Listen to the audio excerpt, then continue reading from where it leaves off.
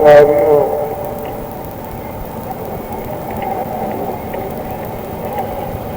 बच्चे बच्चियों, आज का वक्त, आज का समय हम सब लोगों के लिए सौभाग्य का है।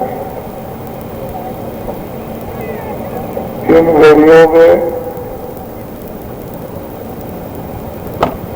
आत्मा की अमूल्य वस्तु मिलती हो तो ये सबको समझना चाहिए कि हमारे प्रारब्ध पुण्य का फल उदय हो गया, जो इन घड़ियों में आत्मा की अमूल्य वस्तु यानी धन मिल रहा है। इसी धन को प्राप्त करने के लिए लोग घर बार छोड़ते थे, जंगलों में जाते थे, तीर्थों में भटकते थे, राजगद्दी को त्यागते थे, मारे मारे महात्माओं की खोज में कष्ट उठाते थे, फिर भी इस धन को देने वाली विभूतियां नहीं मिलती थी। आपको घर बैठे अमूल्य संपत्ति मिलती हो, घर के सामने गंगा बहती हो और फिर भी मैं स्नान करो, तो आपको कौन मनुष्य और इंसान कहेगा। इसी के लिए हम लोग रामायण, गीता, वेद, कुरान पढ़ते रहे, मंदिर में पूजा करते हैं, मस्जिद में इबादत करते हैं, तो वो मौकाओं को समझ फकीरों के विचार दर्शन का और वो रूहानी दौलत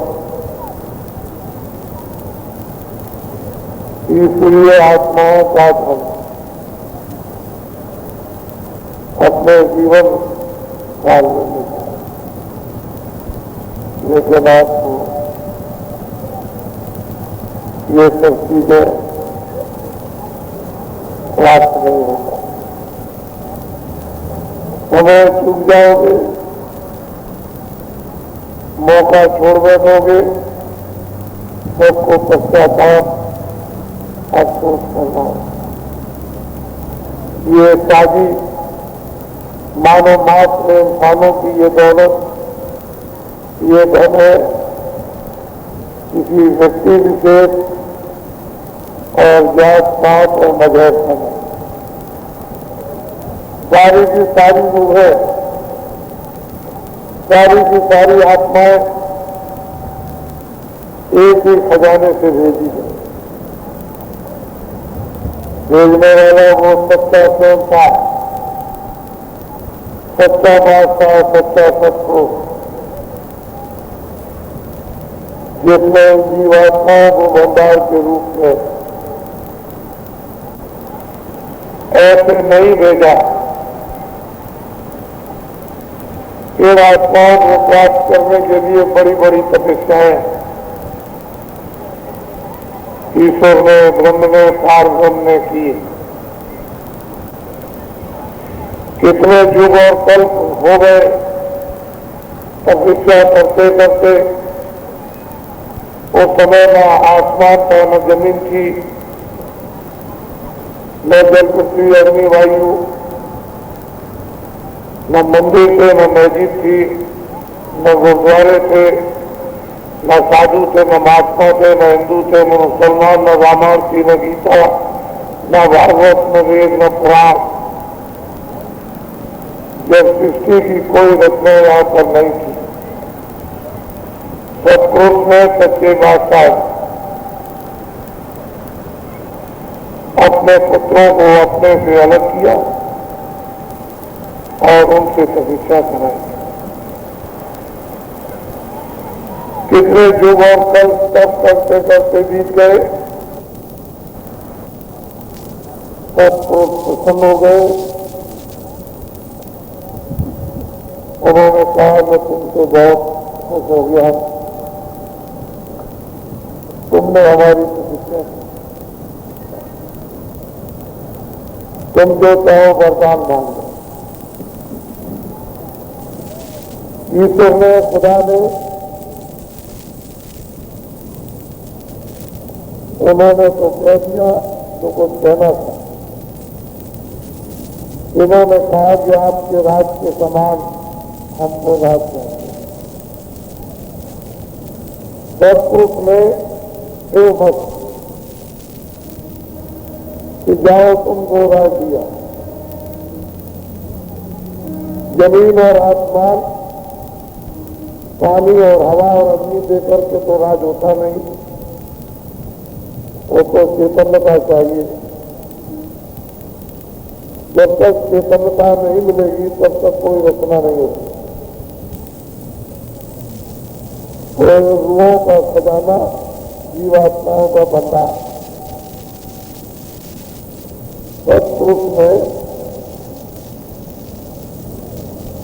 ईश्वर को प्रसन्नता में, बख्शीश में दे दिया। हाँ, मैंने तुमको दिया। ये सारा का सारा भंडार जो छोटा से छोटा है, जिसकी गिनती यहाँ पर नहीं हो सकती, उसके यहाँ सबकी गिनती है। लेकिन कागजों में जीव जनसाधिकों की गिनती लिखी नहीं जा सकती, इतना भंडार, लेकिन सबसे छोटा। इसको उन्होंने बख्शीश प्रसन्नता में करा, मुफ्त में दे दिया। और सभी रचना करने के उन्होंने तत्व दे दिए, स्थूल भी दिए और लिंग भी दिए और सूक्ष्म दिए और कारण भी। बिना तत्व दिए हुए न सूक्ष्म शरीर बनेगा, न कारण शरीर बनेगा, न लिंग शरीर, न स्थूल शरीर। तो जीवात्माएं किसमें रखी जाएगी? तो सारा का सारा मसाला दे दिया और इस जीवात्मा चेतन भंडार को दे दिया। उस समय पर कोई भी पाप और पुण्य, अच्छा और बुरा, न्याय और अन्याय नहीं। सब लोग योगी थे, विज्ञानी थे, प्रसादरूप थे, बोधक स्वरूप थे। 24 घंटे उसका दर्शन करते थे। ईश्वर का दर्शन, ब्रह्म का दर्शन, पार ब्रह्म का दर्शन, महाकाल का पुरुष का दर्शन और सतपुरुष का दर्शन हर वक्त होता है, क्योंकि कोई बंधन नहीं था।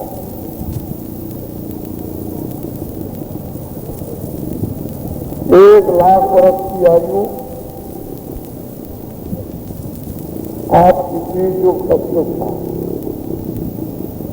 सब योगी थे, सब वैज्ञानिक थे, सब सत्यशाली थे। भूत भविष्य वर्तमान को सभी नर नारी, बच्चे बच्चियां जाने वाले थे।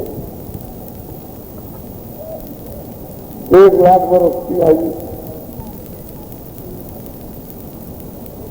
लेकिन युग के परिवर्तन होते ही बोध में और ज्ञान में और शक्ति में, आनंद में जब कमी आई, किसी चीज में कमी आएगी, चटपटाहट होगी। सतयुग गया, त्रेता है। उस समय का जितना भी ज्ञान विज्ञान वो था। और त्रेता में आयु 10,000 वर्ष। जब युग का परिवर्तन हुआ और द्वापर का पदार्पण हुआ तो और भी शक्ति कम, ज्ञान कम, आनंद कम, इन सब में कमी आई। और 10,000 वर्ष की, 1,000 वर्ष की आई द्वापर। अब जब द्वापर का समापन और कलयुग का प्रारंभ, तो ज्ञान शून्य, शक्ति शून्य, आनंद शून्य, इन सब से शून्य। और आयु रखी 100। घटना के आद में कोई भी विधान वेदों में नहीं, दे नहीं। लेकिन जब ये शक्तियां अपना समय पूरा करें, इस मनुष्य शरीर में अपना समय पूरा करते ही फौरन वापस सब के सब अपने घर में वापस जाने लगी। ईश्वर को, खुदा को बड़ी चिंता हुई कि तो हमारा सब खेल बिगड़ जाएगा और हमारी ये जितने विद्या युग जुगांतर ये सब बेकार जाएगा। चलो अपनी शक्तियों को पैदा करो और उनसे तपस्या कराओ। ब्रह्मा विष्णु महादेव जब उन्होंने पैदा किए तो उनसे तपस्या कराई और समाधि लगवाई तीनों को। और ब्रह्मा को उन्होंने वेदवाणी, आकाशवाणी, देववाणी सुनाई और ये आदेश दिया कि तुम विधान बना दो।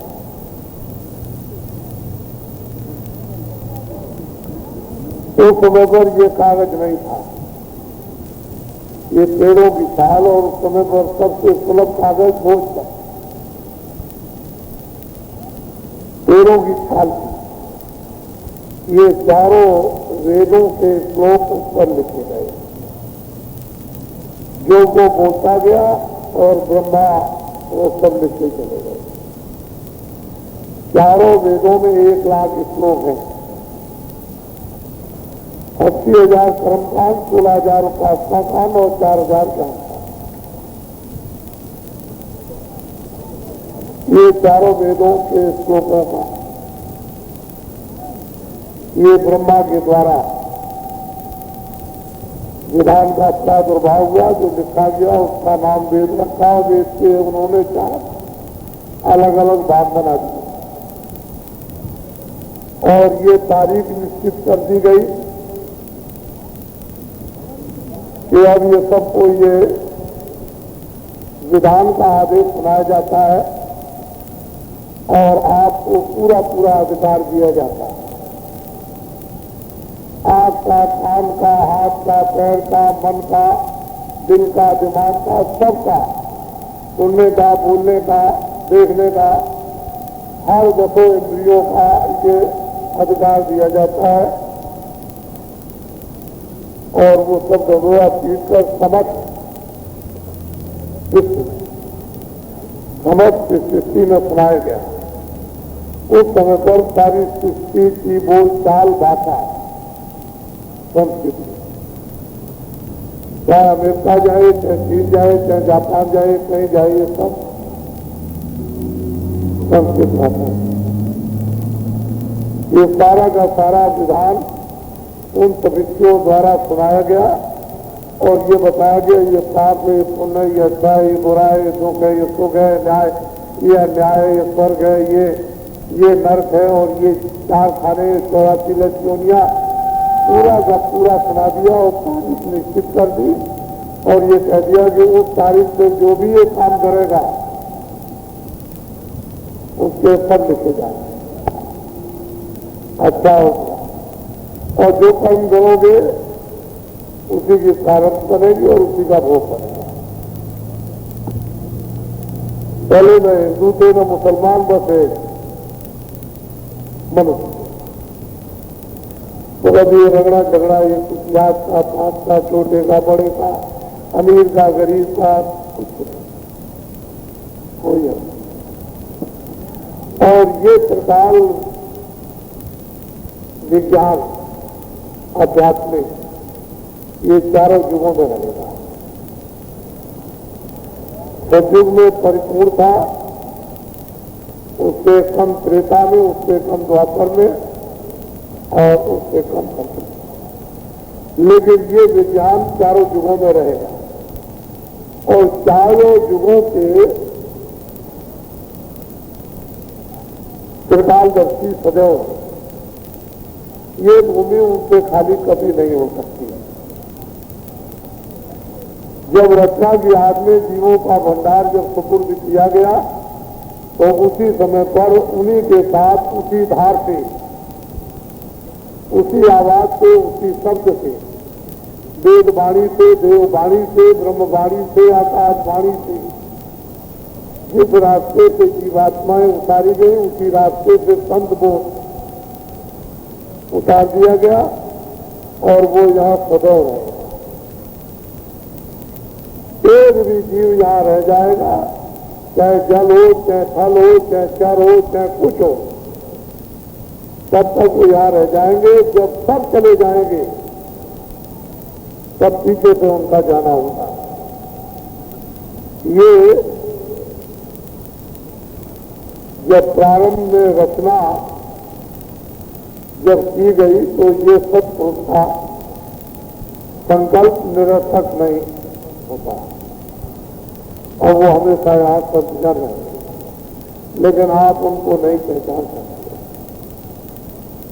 लोगों ने त्रेता में नहीं जान पाया, द्वापर में नहीं जान पाया, कलयुग में। वो ठीक है, अपने आप जला दे, वो तो बात में हकीकत क्या चीज है।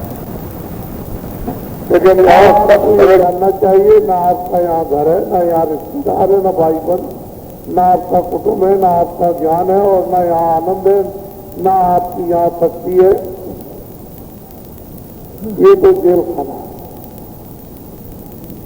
जिसमें आप अपने किए हुए कर्मों का भोग रहे, रो रहे, चिल्ला रहे।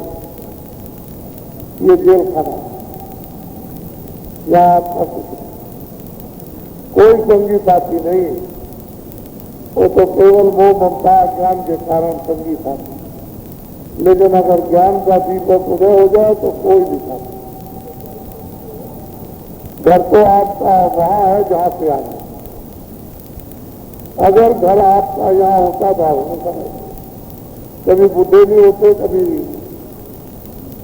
जवान नहीं होते, जैसे होते वैसे ही। लेकिन आप बच्चे भी बनोगे, फिर किशोर भी बनोगे और जवान भी होगे और बूढ़े भी होगे और रवाना भी कर देगा। तो ये परिवर्तन नश्वर ये देश है, इसका नाम मृत्यु है। ये पंच भौतिक मंगल है।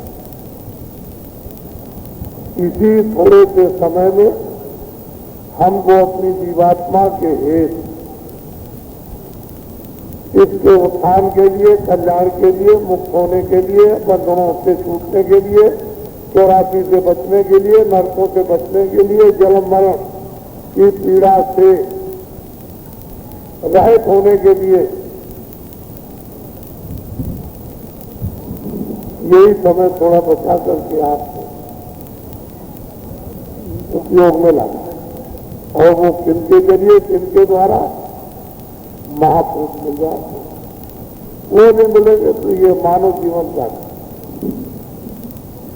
वैसे ये गृहस्थ आश्रम सबसे महान आश्रम, सबसे ऊंचा आश्रम और प्रशंसनीय आश्रम, लेकिन इसको आपने समझ लिया तब, और गृहस्थ आश्रम को आपने समझा नहीं तो इससे गरज गिरा हुआ कोई दूसरा आश्रम। यही गृहस्थ आश्रम न, और समझ गए आप, महापुरुष मिल गए, समझ गए, वो आपको बोध और वो तत्व, आपको वो ज्ञान, वो आनंद, वो शक्ति, वो रास्ता आपको मालूम हो गया। आप छुटकारा अपने गृहस्थ आश्रम मानव शरीर में पा गए तो ये इसके सामने सर्व कुछ करते और नहीं वैसे तो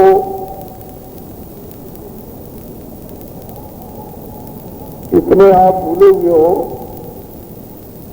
कि रोज रोज रोज रोज रोज रोज जैसे बच्चे को अध्यापक इतनी मेहनत करता है कि रोज रोज पट्टी देता, लेन खिंचवाता, पट्टी देता, लेन खिंचवाता, तो एक दो दिन में वो महीने में तो कुछ आने वाला नहीं। उस पर उसको मार भी पड़ती है, दबाव भी पड़ता है, और कितने दिनों के बाद अक्षर लिखना आता है।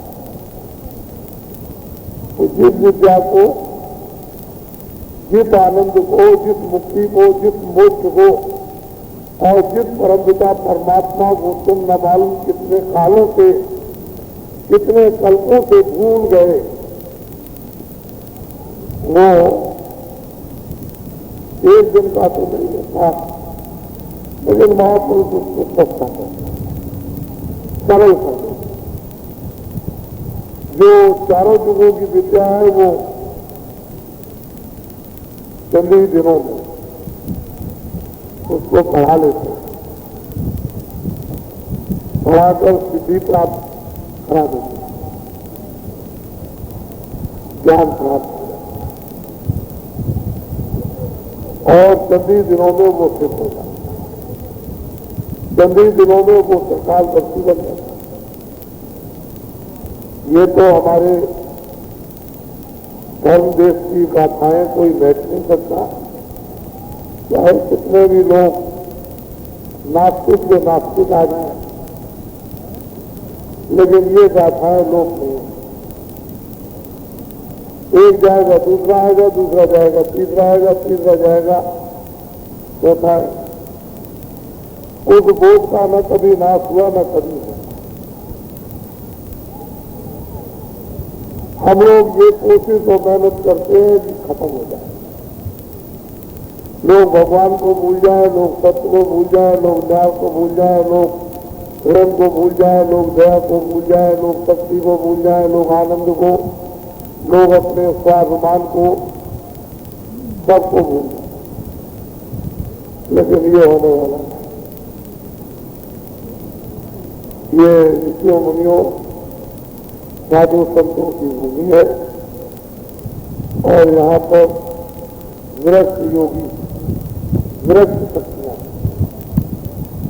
संपूर्ण विधियों को रखने वाली सदैव ही यहाँ आती है। अब जैसा ऐसा समय देखेंगे वैसा काम कर देंगे, नहीं देखेंगे चुपचाप करेंगे, तो कितना ही होता है। तो आप बड़े भाग्यशाली हो, बड़े सौभाग्यशाली हो, बड़े खुद किस्मत हो, हिंदू हो, मुसलमान हो, सिख हो, बाबा जी सबका हित है। किसी का भी मन में कोई अहित। अब ये बात अलग है कि अगर आप में बीमारी है, मर गए, और बाबा जी दवा देकर मर्ज निकालना चाहते हैं और आराम से आपको रखना चाहते हैं, और बीमारी के दर्द के कारण बाबा जी की दवा कड़वी लगे, वो तो बात है, वो तो अलग चीज है। लेकिन डॉक्टर सच्चा वही डॉक्टर है कि मरीज पूरा पकड़ने नहीं देता और डॉक्टर पकड़ता है। उसे अपना काम करना, मरीज को चिल्लाना। डॉक्टर को ये मालूम है कि मैं इसको पकड़ लूंगा और जहां मैंने लगाया हो जाए, और जहां कीड़ा दिया तहां आवाज निकला ये आराम में हो जाए। उसका तो एक ही उद्देश्य है, तुम चाहे जितना छटको पटको, वो कहेगा पकड़ो और इनको हाथ पकड़ो, इनके ये करो, और एक में कहेगा क्लोरोफार्म सुनाओ, ये सब कर देगा। लेकिन मैं बात को उसे तो मालूम कि तुम रोज चिल्ला क्यों गए उसकी दुकान पर, दुकान रोकती क्यों गए, फिर हाथ पैर क्यों पकड़। उसे अपना काम करना, तुम्हें अपने दर्द में चिल्लाना, वो सब आपको जानता है, आप उसको नहीं जानते। इसी तरह से देश के अंदर लोग महात्माओं को नहीं जानते। महात्मा सब और सबका हित करते हैं, उनके मन में हित होता है, उनकी बुद्धि में हित होता है, उनके अंतःकरण में, उनके विचारों में होता है, उनकी आंखों में, उनके कान में, उनकी हर क्रियाओं में परोपकार होता है। एक उपकार होता है, मनुष्य की सेवा हो जाए और उसको मनुष्य रक्षा के सब साधन मिल जाए, ये है मानव। परोपकार है कि आत्मा जान जाए और मरने के पहले परमपिता परमात्मा को ये सच्चा परोपकार है। ये दोनों उपकार और परोपकार में लगे रहे। अब तुम आ जाए हो तो कोई कल आया, तो कोई उसके बाद कोई आगे आएगा, उसके भी आगे आएगा, तो तुम्हारा भी समय निर्धारित है, उनका भी समय निर्धारित। अब यह है कि देर जाए, तुम्हारा भी समय खत्म हो गया, उनका भी खत्म, वो तो बात है।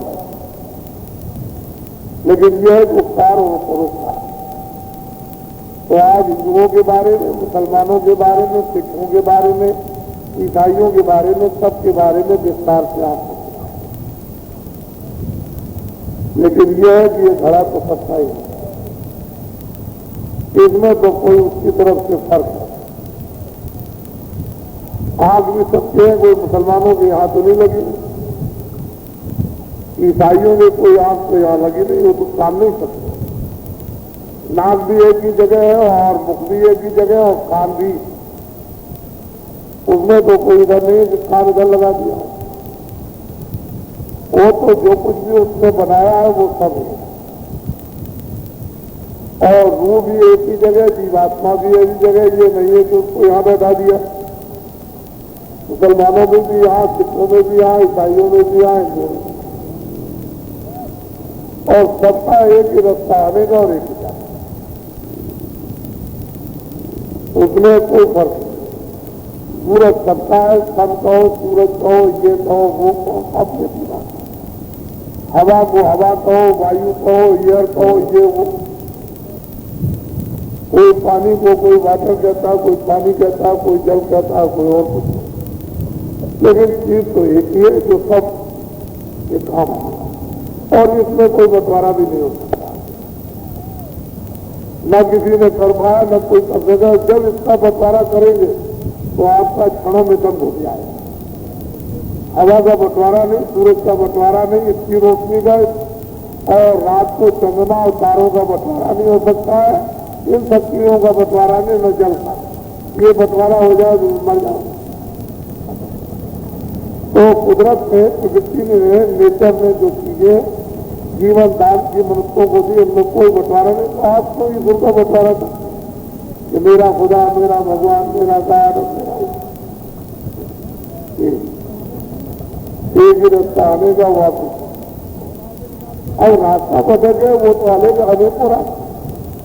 जंगल में जब खो जाओगे तो तुम कभी इधर चले गए, कभी उधर। जब तुम उससे आधार टूट गया, संबंध आपका विच्छेद हो गया, कनेक्शन आपका समाप्त हो गया, तब भटक गए। अब क्या पता किधर से आए, कहाँ से आए, कहाँ जाओगे, भगवान कहाँ है, आत्मा क्या चीज। जब खुदे रहने वाले को नहीं शरीर में जानते हो, तो जो खुद को नहीं जानता हो, खुदा को क्या जाने। इसलिए हमारी ये कोई ऐसी चीजें नहीं है, ये सनातन चीज। ये आज, ये मानो अध्यात्म आज। अब बीच में जो आपने जो ये सब मसला खड़ा कर दिया, उसी से संगत अपनी जगह पर सब आओ जाओ। अब तुम यही है कि शरीर रक्षा के दुकान और दफ्तर और खेती, ये जो भी मजदूरी, जो भी काम करते हो, जो आपको मिला, उसमें सब काम ही में आ जाए। काम को आओ बच्चों, आए गए का संस्कार कर दिया और फिर बैठ के साथ चलो अपने अपने ढंग ढांचे से, अपने अपने रस्म में, रवाज से ही, अपने अपने बताए हुए मार्ग से ही हिंदू भजन करें, मुसलमान इबादत करें, और सिख गुरु दिन साहब का पाठ करें, और ईसाई उसकी प्रार्थना करें। चलो ऐसे कर लो, तो अब बताओ, अब झगड़ा कहाँ रहा? क्योंकि दिन में काम किया, शाम को बच्चों की सेवा की, उसके बाद भगवान के भजन में लग गए, रात को सो गए, फिर उठे और फिर भजन किया, इबादत की, प्रार्थना की, और दिन में उठे फिर काम में लग गए। तो आपके पास लड़ाई झगड़े का समय कहाँ? ये विवाद और वकीलों का वक्त आपको कहाँ मिला? लेकिन इसके सनातन में रबड़ बचता और इससे आपका हित हो गया,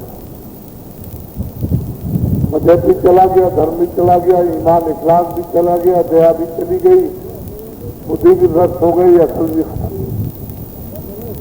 अब अगर सही मानों में कहा जाए तो मनुष्य इंसान कहने के अधिकार है। अगर जानवरों से, पंछियों से भी कोई छोटा नाम रख दिया जाए तो वो और भी उसको कम समझिए। इंसान में मनुष्य ने लेखा जोखा दिया। मनुष्य के काम करोगे, मनुष्य का लेखा जाएगा, इंसान के काम करोगे, इंसान का नाम रहेगा, और हैवानियत के और जानवरों के काम करोगे, कौन रहेगा? तो आप चाहते हो सुख, आप चाहते हो शांति, आप चाहते हो आराम, और आप मुक्त होना चाहते हो बीमारी से, क्लेशों से। तो ये कह सकते हैं इसके मानेंगे कि मूड अब चाहता, तूने बोया विष, जहर बोया और कहता है कि मुझे अब गेहूं खाने को मिल जाए। अब जो बोया वही सूखा। ये महात्मा जो है कि तुम बोते हो तो वो काटना जानते हो और खेत में से निकाल के फेंक देंगे। खेत क्या है? दिल और दिमाग, हृदय रूपी जमीन, उसमें जो आपने जमा कर रखा है पहाड़ों का पहाड़, जिसको गुनाह कहते हैं और पाप कहते हैं, जो आपने तरह तरह का हाथ में जमा लिया, आंख में, कान में, जबान पर, नाक पर, मन पर, बुद्धि पर, अंतःकरण, रूह और आत्मा पर, वो जो आपने जमा कर दिया इतना बोझा कि इसको एटम बम भी इसको नहीं उड़ा सकता, वो बिना मानता ये नहीं हटाया जा सकता। इसलिए मैं कोई ऐसी चीज और ऐसा उपदेश, ऐसी तकरीर नहीं करूंगा जिसमें किसी का नुकसान। मेरी तकरीर, मेरा उपदेश, मेरा व्याख्यान सबके हित में होगा, लोक हितों में, परलोक, समाज के हितों में, मजहब के हितों में, जातियों के हितों में। लेकिन ये है कि ये सब चीजें अपनी अपनी जगह समझा दी जाएंगी और फिर एक ही जगह सबको खड़ा कर दिया। अगर आप थोड़े भी अकलमंद हो तो कम से कम इतने आदमी यहाँ हैं, इस जाड़े में बाहर पड़े हुए आपने देखा रात को कुछ नहीं, लेकिन मैदान में पड़े ऊपर तो कुछ है। उन्हीं से पूछती कि तुम कहाँ से आए हो, तुमको बाबा जी ने कुछ दिया है, तुम क्या खाते हो, कितना खाते हो, किसने दे दिया? वो तुम अगर बुद्धिमान होते हो तो उन्हीं से जवाब दे देते अपने प्रश्न का। लेकिन वो भी तुम बुद्धि खो करके और पूछोगे इनको कौन खिलाता, उनको कौन खिलाता, इनको कौन रखता, उनको, तो तुम्हारी बुद्धि है ही नहीं। अरे मनुष्य को तो जो चीजें सामने दिखाई दे उसका समाधान कर दो। तो ये भी चीज नहीं, जो चीज बांटेंगे उसका समाधान तुम कैसे कर पाओगे? क्या चीज मिलेगी? ये अमूलक है। कल हमने अपील और प्रार्थना की थी अपनी तरफ से, जिसको आर्जू मिन्नत कहते हैं, हिंदू, मुसलमान, सिख, ईसाइयों से ये कहा था कि अभी तक जो कुछ आपने किया थी, तुमने अपनी समझ से अच्छा किया या नहीं, अपनी समझ से बुरा किया। चलो जो कुछ किया वो तो ठीक है, अब तो समझ ले लो। तो अब सब लोग अपना जीवन शाकाहारी बना रहे। जितने अनाज, जितनी सब्जी, जितने फल और जितने दूध और जितने मेवे, सूखे, गीले, वो आज 100 बार दिन में, और 100 गिलास दूध के रोज पियो और 1 किलो आप पी पाओ और बर्दाश्त कर सकते हो। तो इस जिस्म पर, इस तन पर, इस शरीर पर 100 कपड़े एक के ऊपर एक पहनो। और अच्छे से अच्छे मकानों में रहो। तुम 1 लाख नहीं, 1 करोड़ नहीं, तुम 10 अरब रखो। बाबा जी अगर तुमसे ये कहें कि तुम ये ठीक नहीं है तब खाओ, लेकिन बात तो समझ लो करते, ये चीज समझ लोगे तो ठीक है, साकारी जीवन बन जाएगा। जो तुमने बोझा लादा हुआ है वो तुम समझ जाओगे, कैसे बोझा उतरेगा उसको भी समझ जाओगे। क्यों? ये तो वजन इतना है जिसके लिए कहीं तराजू है ही नहीं। ये सारे भूमंडल एक तराजू बना दी जाए तो तराजू नीचे दब जाएगी। इतना आपने गुनाहों का और पापों का बोझा ला दिया और उस पर हार नहीं मानते। तो फिर मैंने कल एक और अपील और प्रार्थना की कि आप लोग कोई भी हिंदू मुसलमान सिख ईसाई पढ़े लिखे अनपढ़ शराब पीना चाहिए। फिर मैंने ये कहा कि मैं अपील कर सकता हूँ, प्रार्थना कर सकता हूँ, जबरदस्ती तो नहीं। अर्जी मेरी और मर्जी आपकी। मैं अच्छाई बुराई को तो बताऊंगा, ये तो मेरा काम ही मातृ का। मेरा जो स्थान है वो तो मैं आपको दूंगा। शिक्षक का शिक्षा देने का स्थान वो अगर नहीं बताएगा ये गलत ही है तो क्या दिखा तो साफ कहते हो। तो मैंने कल प्रार्थना की थी कि जो लोग भी शराब पीते हैं उसको छोड़। उसके बारे में ये कहा था कि जो भी शराब पीते हैं उनका घर बर्बाद, बच्चे बर्बाद, उनकी स्त्री बर्बाद और उनका घर बर्बाद। जो कोई शराब पीते हैं वो बच्चों को मारते हैं, स्त्री को मारते हैं और भाई को मारते हैं और माँ बाप को मारते हैं और अड़ोस पड़ोस में गाली देते हैं। और जो कुछ भी स्त्री पहले रहेगी उसका सब उतार के बेचते हैं। खेती भी बिक जाएगी, मकान भी गिरते न पूछ रहे देने बैठूंगी क्या। वो तो आज ही प्रार्थना कर रही थी आकर कि महाराज ऐसा जादू मार दीजिए कि मेरा पति शराब पीना छोड़ दे और मेरा तो सब कुछ है। आज ही की बात है। वो कहती है जादू मार दीजिए। हमने सुना है कि आप जादू मार देते हैं। तो मैंने उससे कहा कि धीरज रखो, कुछ तुम मेहनत करो, कुछ हम मेहनत करें। पहले तो तुमने भी मेहनत नहीं की, ना उसने मेहनत की। कुछ तुम मेहनत करो, कुछ वो करे, कुछ हम। तो हमारी आपकी तीनों की मेहनत से कुछ और कुछ हो जाएगा। जो कोई भी शराब पिएगा वो झूठ बोलेगा, धोखा देगा और बेईमानी करेगा। और शराब पीने वाला बिना वादा खिलाफी के रह नहीं सकता। जो कोई भी शराब पिएगा, चाहे पढ़ा लिखा हो, चाहे भाजपा हो, चाहे दिल्ली में हो, चाहे राजगद्दी में बैठा हो, चाहे प्रधानमंत्री हो, चाहे मुख्यमंत्री हो, चाहे अन्य कोई मंत्री हो, और चाहे कोई पढ़ा लिखा हो, चाहे कोई गरीब हो, चाहे छात्र, जो कोई भी शराब पीता होगा वो चोरी करेगा, डकैती करेगा और खत्म करेगा। हिंदुस्तान में 85% ये जितने भी आपके अपराध हो रहे हैं वो शराब। 15% व्यवस्था भ्रष्ट है उसके अपराध हो।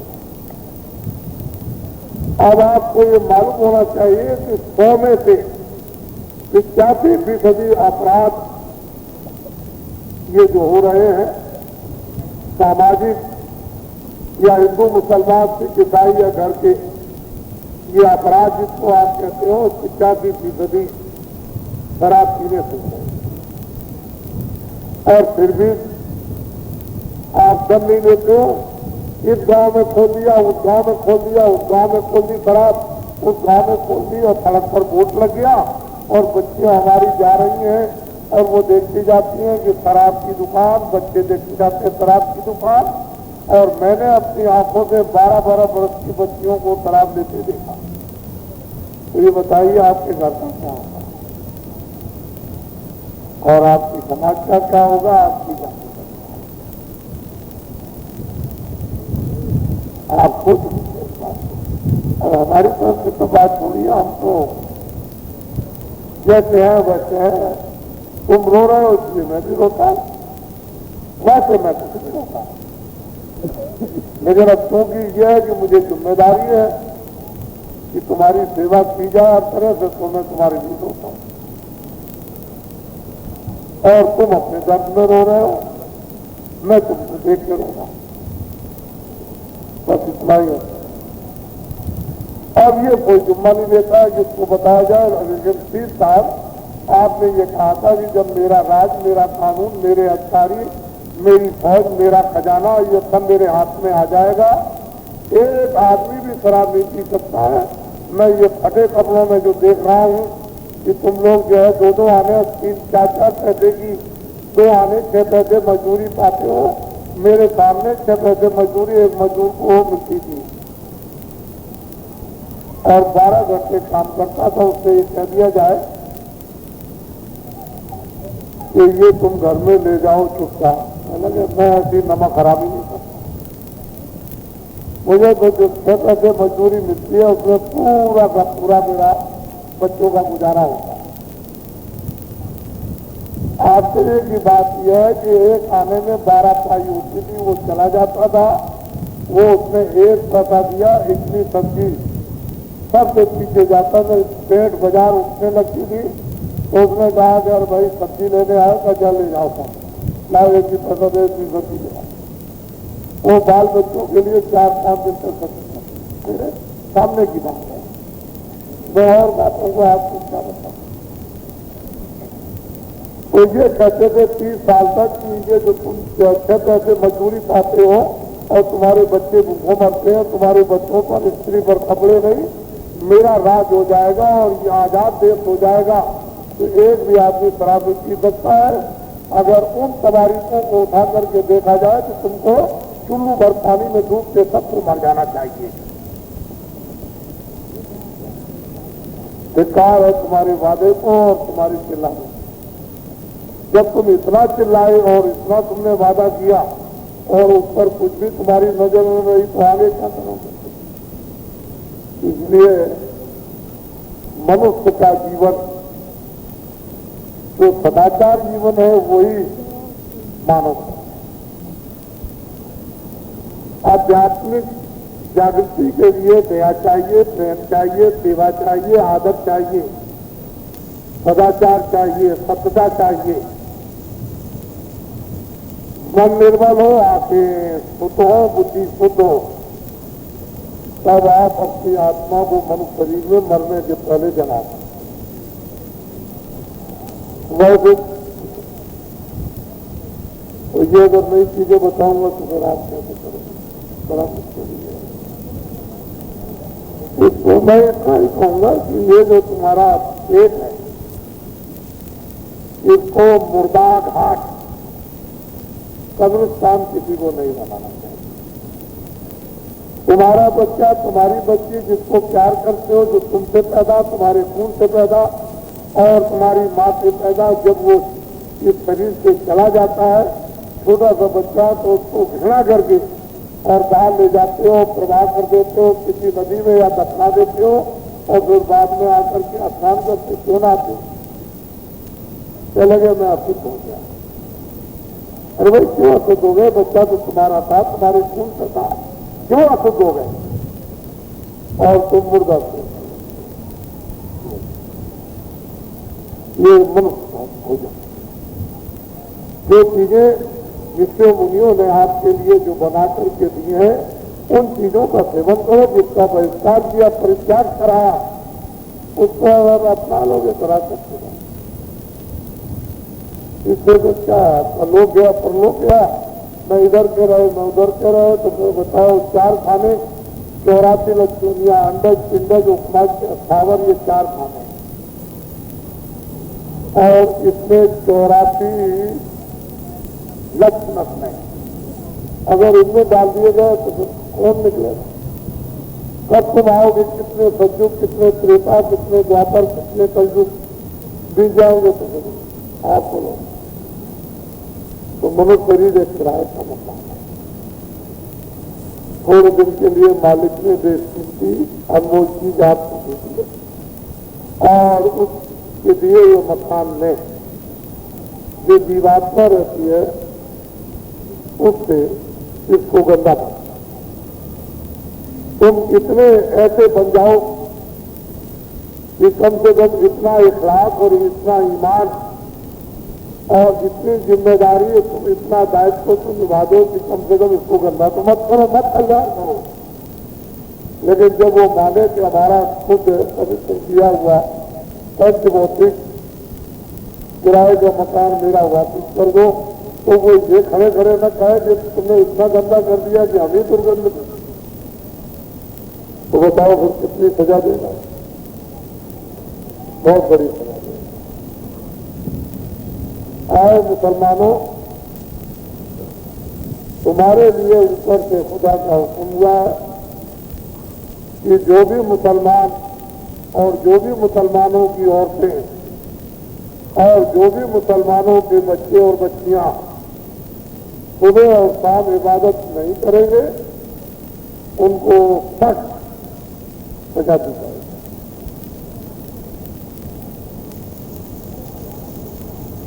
अगर तुम और तुम्हारी औरतें सुबह शाम इबादत नहीं करती न तुम्हारे बच्चे, तो खुदा ने हुक्म दिया है कि औरतों को ये समझा दो कि जो औरतें सुबह शाम खुदा की इबादत नहीं करेंगी, शाम साफ रहकर उनके नेक औलाद पैदा करें। जो औरतें सुबह शाम साफ रह करके करेगी, उनकी नेक औलाद पैदा होगी। खुदा ने हुक्म दिया है कि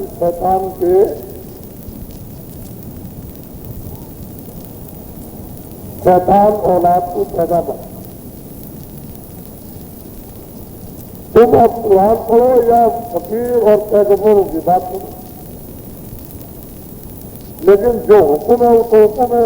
कुरान और उसकी आयतें तो चलो, लेकिन खुदा की जुबान तो कभी बंद होती नहीं। वो तो 2400 घंटे अपनी आवाज दे रहा और 2400 घंटे आयतें उसकी उतार, वो तो कभी बंद होती नहीं है। अब मान लो कि अगर तुम ये समझते हो कि मोहम्मद साहब ने लिख दिया है कि आवाज बंद हो जाएगी, तो मोहम्मद साहब ऐसा नहीं लिख सकते। ये पीछे वाले जालिमों ने लिख दिया कि आयतें बंद हो गई, ताकि वो खुलासा इजहार खुदा की आयतों का अगर हो गया तो जमहूरियत उन बादशाहों के हाथ से निकल जाएगी। इसलिए उन्होंने ये छोड़ दिया। ऐसा कभी नहीं मोहम्मद साहब लिख सकते कि आयतें बंद हो गई और अब नहीं आएंगी। उसकी जमा अगर बंद हो जाए तो ये क्षण के अंदर सेकंड और लहजे में नजर के मार से दुनिया एकदम लापता हो जाएगी। उसी की जगह पर तो ये सब कुछ जलवा जो आपको दिखाई दे रहा है और तुम खड़े होकर बंद हो गए। और नादानों, जो जिस्मानी मस्जिद हमने दी है वो गुनाहों के लिए नहीं, हमने इस जिस्मानी मस्जिद को इबादत के लिए दिया है। और इस जिस्मानी मस्जिद में रूह को पाक साफ के लिए जो 2400 घंटे आसमान से खुदा अपनी आयतें और कलमे को उतार रहा है, उसको सुनने के लिए। और तुम इस जिस्मानी ख्वाहिशों में गंदगी, इन ख्वाहिशों में फंसे पड़ोगे, क्या समझोगे? ये जिस्मानी ख्वाहिशें, ये रोजी रोटी के लिए तो तुम रात और दिन मांगते हो, ये तुम्हारी ख्वाहिशें पूरी करनी है, हरगिज़ नहीं। तुम खुदा से जुदा हो, उसके दरबार से मंसूब कर दिए गए और ये नकली इबादत करते, कहते इबादत करते। आज मुसलमान मस्जिद के अंदर बैठकर अगर इबादत करता है और सियासतों की अगर तू बात करता है और वोट देने का तू मसौदा बनाता है, तो खुदा ने हुक्म दिया है कि मुसलमानों से कह दो कि दोजख से कड़ी से कड़ी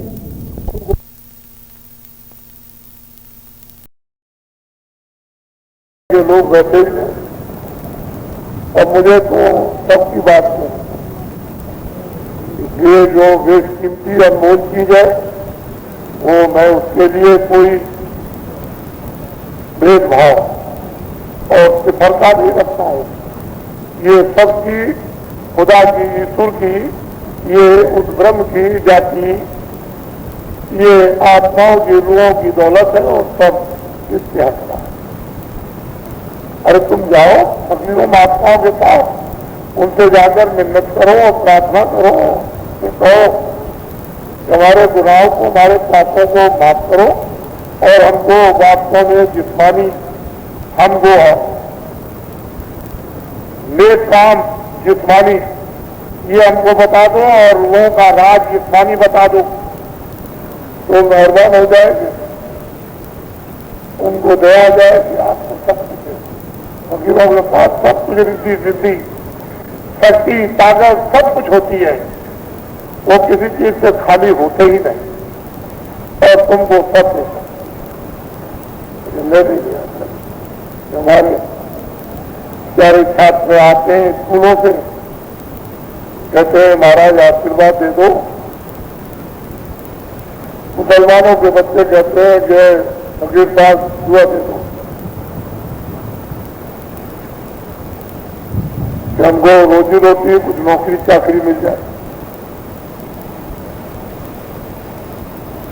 फिर कहते हैं कि कुछ आशीर्वाद और दुआ देते जाओ, कुछ बरकत नहीं होती है कारोबार काम में, खेती दुकान में, नौकरी चाकरी में, तो कुछ बरकत की दुआ दे दीजिए। और वो इस तरह से मांगते हैं। सबसे बड़ी समस्या तो इन बच्चों की जो स्कूलों में पढ़ते हैं, जिनको नौकरी मिलेगी कि नहीं मिलेगी, क्योंकि ये बात तो सच है कि 1 करोड़ बच्चे अगर हिंदुस्तान के स्कूलों से डिग्री लेकर के निकले, तो अगर बहुत कोशिश की जाएगी तो 1 ही लाख को तो नौकरी मिलेगी। बस 99 लाख आपके यहाँ करके छात्र बैठेंगे और छात्रों को मेरी जरूरत पड़ेगी और मुझे छात्रों की जरूरत पड़ेगी, क्योंकि वो तो बेकार बैठेंगे और भगेंगे कि बाबा जी आशीर्वाद दे दो, दुआ दे दो, मुझे तो रोजी रोटी मिलती नहीं, तो उनको मेरी जरूरत पड़ेगी और मुझे छात्रों की जरूरत पड़ेगी। क्योंकि मैं ये जान रहा हूं कि छात्रों की शक्ति का दुरुपयोग भारत में हो रहा है। इतनी बड़ी शक्ति व्यर्थ और बेकार जा रही और इसकी किसी को कदर नहीं। जब छात्रों की इतनी बड़ी शक्ति व्यर्थ और बेकार जा रही है, तो वो राष्ट्र कभी उन्नति नहीं कर सकता। तो मैं जानता हूं और मैं आपको वो दौलत दो, उसको ले दिया, क्योंकि मेरा समय हो रहा है। ये अनमोल चीज है, इसको पहले वक्तों में लोग कहा करते थे दीक्षा, गुरुदीक्षा, उपदेश, ये सब बना। अब यह नाम था, ये आत्माओं का सच्चा दान,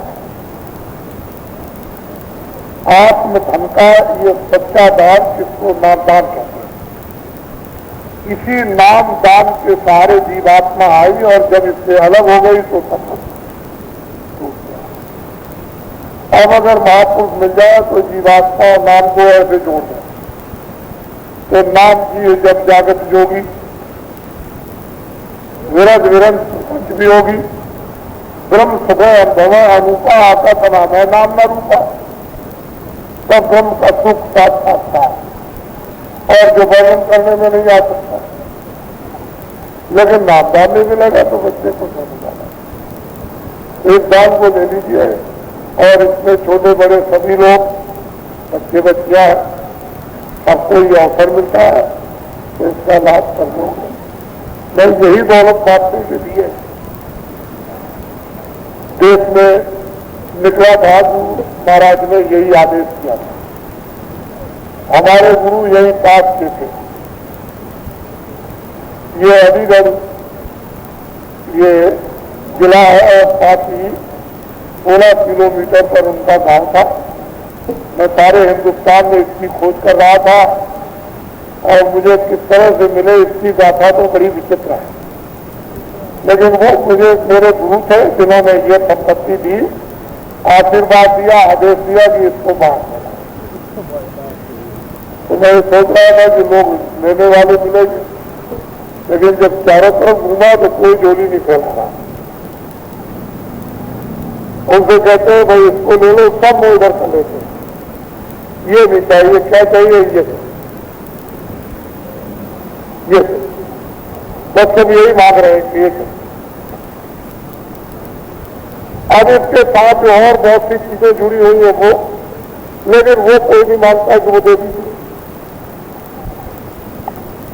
बहुत ने कहा कि मैं जब संसार में जब चला तो मुझे दुनिया की तकलीफें इतनी सुनने को मिली कि मेरे जिंदा रहते हुए काम गहरे हो गए, और वही मैंने अनुभव किया। इतनी वर्तमान में तकलीफें हैं, इतने सब इतनी बीमारियां, इतनी परेशानियां, इतने झगड़े, कि मैं आज की इन तकलीफों को सुनता यानी कानों को दोहरा गया सुनते रहा, लेकिन इस तरह से मेरे कान हो गए पत्थर जैसे। क्या चीज देने चला था क्या तो बीज डाल दिया जाएगा, बरसात हो जाएगी, पड़ा रहेगा, कोई बात नहीं। जब कभी समय आएगा तो उपयोग में आ जाएगा। और ले लीजिए नाम, जो भगवान का नाम बोलूंगा सब लोग एक साथ एक आवाज में बोलना, कोई आगे पीछे नहीं। और आपकी धीरे धीरे आवाज मेरे कानों तक आनी चाहिए। वो लोग ये हमारे सिख भाई बैठे हुए हैं,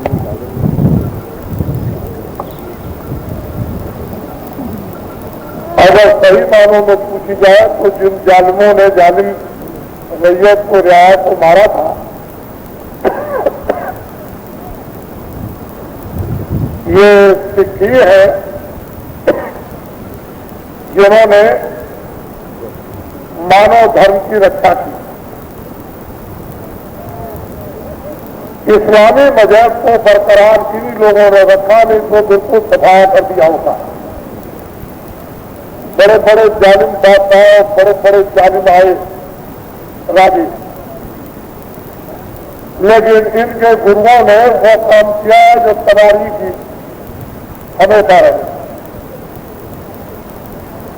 ये बेचारे ये लोग बड़े गौर से सुनेंगे। एक तो इन्होंने अपनी जाति को ये कहा कि मैं सिख। सिख का मतलब ये था कि सिख है, जो गुरु की सीख माने उसका नाम था सिख। और मुरीद नाम उसका था जो मुर्शिद के हुक्म को माने, उसको कहते हैं मुरीद। सिख नाम उसका था जो गुरु की आज्ञा का था। हिंदू भी चले गए, सिख भी चले गए, मुसलमान भी चले गए, ईसाई भी चले गए। तो बड़े ध्यान से बाबा जी की बात को आप सब सभी कौमियों, सभी वर्गों के लोग बैठे हुए, हम सबका भला चाहते हैं। अब हम शेख कामगारों के संबंध में कुछ बात करना चाहते हैं, और वो ये कि हिंदुस्तान का छात्र जो यूनिवर्सिटी और बड़े बड़े जो कॉलेजों में विद्या अध्ययन कर रहे हैं उसमें तो पढ़ाई कुछ हो नहीं रही, लेकिन अब ये सभी चाहते हैं कि हमको नौकरी और काम मिल जाए, और हम सभी लोग डिग्री और डिवीजन मिले।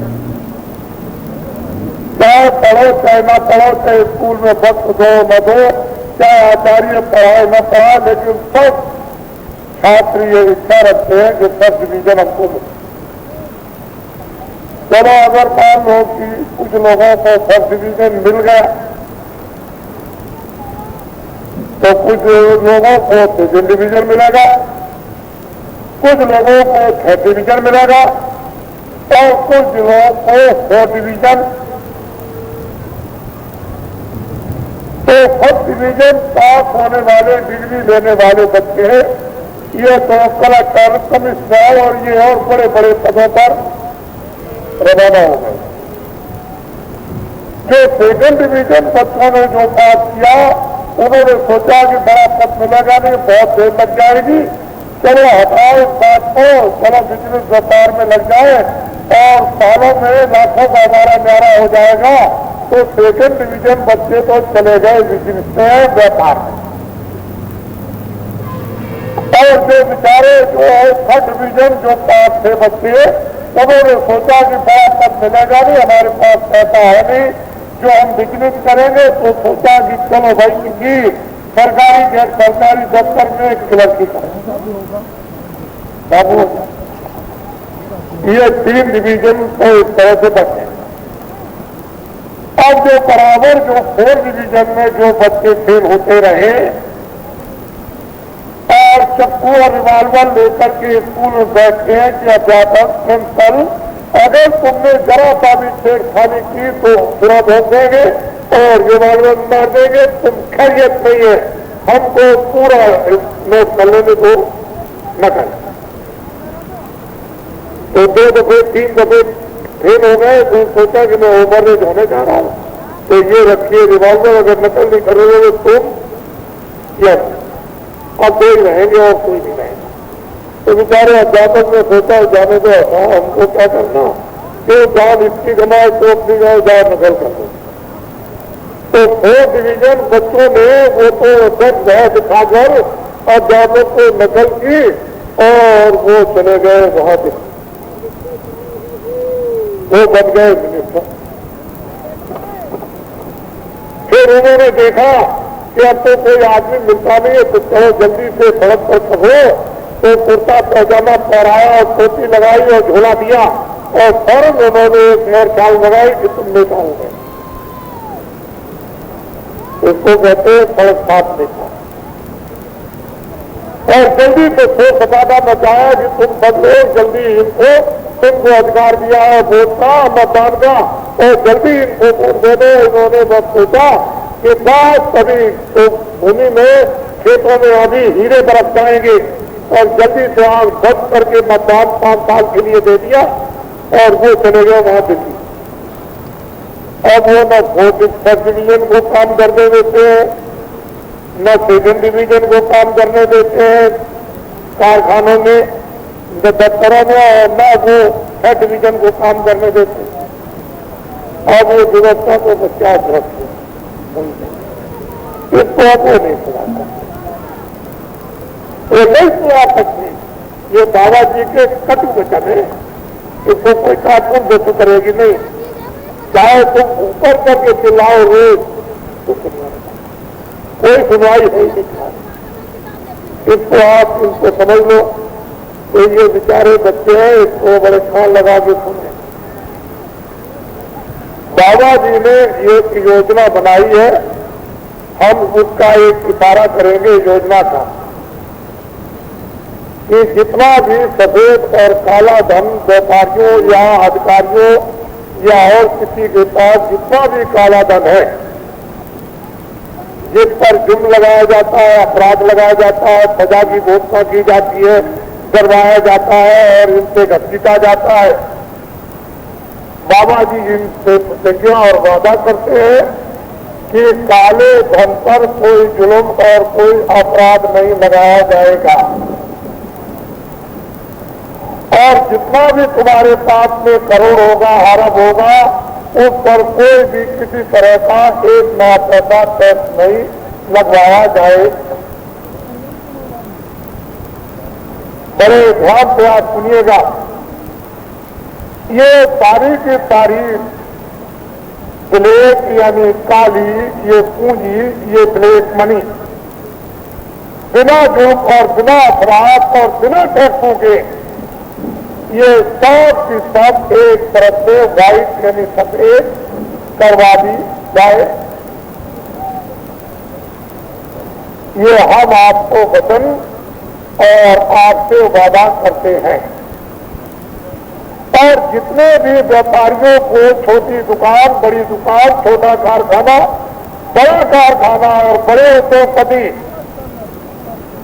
5 रुपए का, 5,000 का, 5 लाख का 1 साल के लिए, 2 साल के लिए, 5 साल के लिए जो भी आप सब लाइसेंस लेते हो, वो हम आपको वचन देते हैं और वादा करते हैं कि संपूर्ण देश के लाइसेंस खत्म कर दिए जाएंगे। कोई किसी व्यापारी को, दुकानदार को या व्यापार लगाने वाले को, छोटे बड़े कारखाना लगाने वाले को कोई भी किसी तरह का भी लाइसेंस नहीं लेना पड़े। और 1 लाख जो आपकी ब्लैक मनी, काला धन, सफेद बिना टैक्सों के जो करवा दिया जाएगा, उससे जो व्यापार आप करोगे 1 लाख आमदनी पर 15,000 सीधा। एक ही दिन आपको दफ्तर में जाना, दूसरे दिन जाना ही, और एक ही आपका खाता से रजिस्टर एक ही रहेगा, 2 नहीं। 50,000 पर उसका आना, इसके बाद कोई भी टैक्स नहीं, किसी तरह का कोई टैक्स। 1 लाख पर 15,000 और 50,000 पर उसका आना, उसके बाद कोई टैक्स। ये मैं आपको संकेत और सितारा बता रहा हूं। मैंने तो कुछ बताया नहीं, और मैं वो क्यों बता दूंगा। मैं तो ये आपको संकेत देना चाहता हूं कि अगर हिंदुस्तान में ब्लैक मनी, काला धन बिना जुर्म और बिना अपराध के सब का सब, बिना टैक्सों के सब सफेद ये कर दिया जाए और सफेद और काला सफेद हो जाए,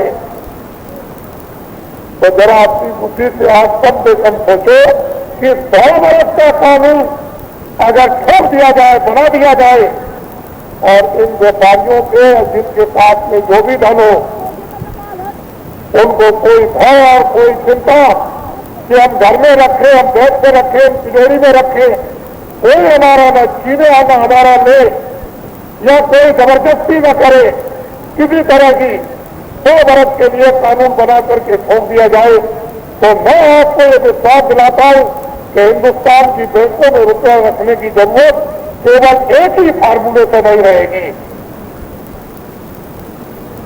जितना भी जमीन के अंदर ये गड़ा हुआ है, चाहे वो किसी धातु के रूप में हो, ये सब का सब निकल करके बैंकों में पहुंचाया जाते कि 100 वर्ष का कानून ये बना करके ठोक दिया, और इस पर उनके लिए इस तरह की निर्भरता रहेगी कि 100 वर्ष तक ये कानून चेंज नहीं हो सकता, और इस पर कोई जुर्म और कोई अपराध और किसी तरह का इस काले धन पर कोई टैक्स नहीं और कोई लाइसेंस नहीं, जो चाहे छोटा बड़ा कारखाना लगा दे, छोटा से छोटा और बड़ा से बड़ा कारखाना लगा डाले। मैं मजदूरों को विश्वास दिलाता हूं कि इन टैक्स साहूकारों की जब इनको आजादी मिल जाएगी, अधिकार मिल जाएगा कारखाना लगाने का, लाइसेंस खत्म हो जाएंगे, उसके बाद इनकी चिट्ठियां प्राइमरी स्कूल से हाई स्कूल, इंटरमीडिएट और डिग्री कार्य यूनिवर्सिटियों में पहुंच जाएगी कि अगर लड़का आपके स्कूल में नहीं पढ़ना चाहता है तो उसकी नौकरी आपसे लगे, उसको हमारे कारखाने में भेजो।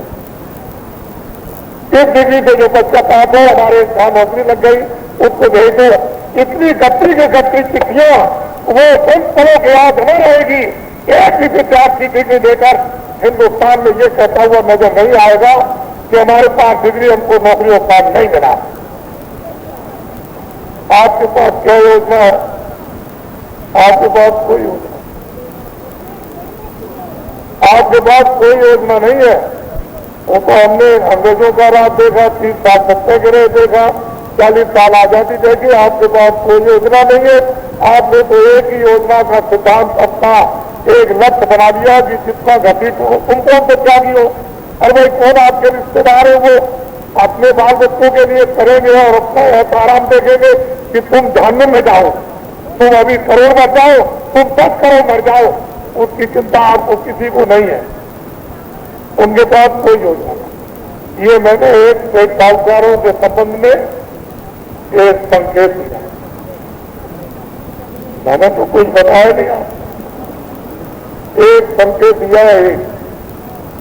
अभी मैं क्यों बता दूं आप और क्या बहुत कुछ नहीं।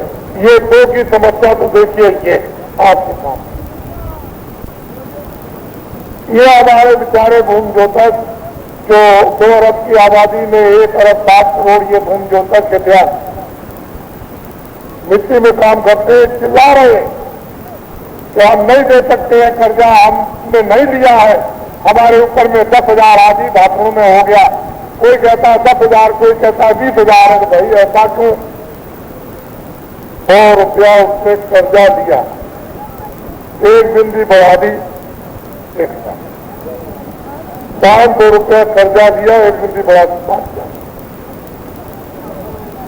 1,000 कर्जा लिया, 1 बिंदी आगे कर दी तो 10,000 हो गया। वो चिल्ला रहा है कि हमने नहीं, ये हमारे लोग ले गए कि चलो हम तुमको लिए चल रहे, हम कर्जा हम लेंगे और तुम दवाई कर देना। तो हम दवाई देते कि हमारे सामने इन्होंने कर्जा लिया तो बड़े चंट और चालाक, बड़े होशियार ये लोग थे कि बेचारे को ले गए गवाही के लिए, तो कर्जा लेने की जगह पर तो उसका नाम लिखवा दिया, अंगूठा लगवा दिया, और गवाह की जगह पर अपना हो गया और कर्जा उन्होंने।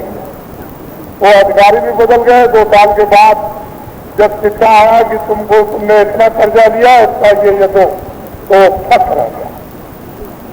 वो कहता है, दौड़ करके जाता है, अरे भाई मैंने तो कर्जा नहीं लिया। तो वो कहता है कि भाई मुझे तो याद नहीं है कि किस कागज पर मैंने दस्तखत किए, तुमने किए। अरे वो सरासर झूठ बोल गया, ले गया था गवाही के लिए और कर्जा उसका नाम वहां लिखा दिया और अपना गवाही में कर्जा हाथ ले गया। ऐसे देश हिंदुस्तान में लाते। 1-2 की बात तो छोड़ दीजिए, ये बेचारे कितने परेशान है। मैंने इनकी परेशानी को अच्छी तरह समझ लिया तो सब सहयोग चाहता हूं। मैंने कुछ नहीं, इनके लिए एक रास्ता निकाल दिया।